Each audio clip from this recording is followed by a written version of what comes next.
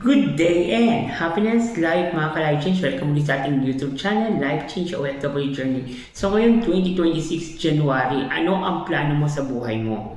Dapat magtakda ka. So sabay-sabay tayong mag-ipon, sabay-sabay tayong umunlad ang pamumuhay by this way, okay? So paano natin sisimulan ito? Magkaroon tayo ng discipline pagdating sa ating financial. Kasi napaka-importante ito sa pag-unlad ng ating pamumuhay. Kailangan magsipag ka, tamang sipag, tamang diskarte, tamang pakikisama, tamang pagkontrol, pagdisiplina sa maraming bagay para magkaroon ng tinatawag na progress sa ating mga plano. So alam naman natin na mahirap ang buhay.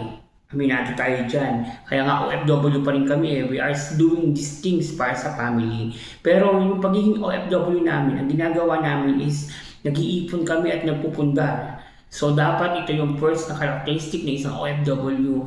Marunong mag-ipon at marunong magpundar para gumanda ang pamumuhay ng iyong pamilya.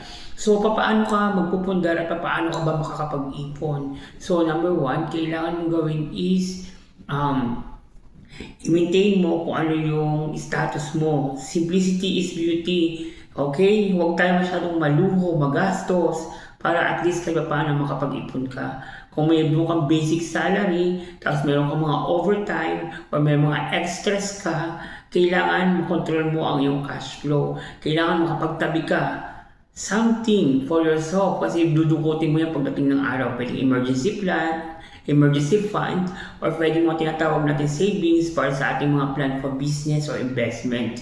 So napaka-importante na meron talaga tayong iniipon. Dahil kung wala, pagdating ng araw, ikaw din ang problema. Kasi di mo alam kung saan ka dudukot or kukuha. Sigurado kakapit ka sa patalim, baka 5-6, mga credit online or mga online lending papasukin mo. So magiging mas lalong mahirap, mabigat ang pamumuhay. So hanggat maaari, magkaroon ng discipline sa financial, okay? Para umunlad ang ating mga buhay. Turuan mo din ang iyong pamilya paano magkaroon ng extras. Example, magnegosyo sila sa bahay.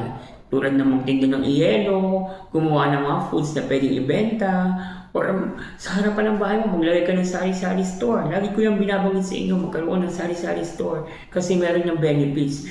Hindi ka masisiro kasi every household needs something for their house. Like sabon, Colgate, lotion, everything. So basic needs ng tao, mai-provide mo sa kanila, sigurado magkakaroon.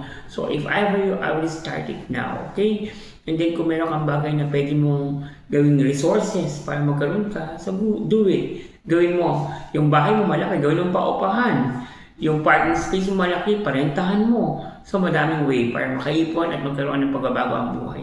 So tips lang yan ni ka-Life Change OFW Journey. Sana natutunan nyo basic, simple, pero malaking tulong sa isang pamumuhay. God bless and don't forget to subscribe here.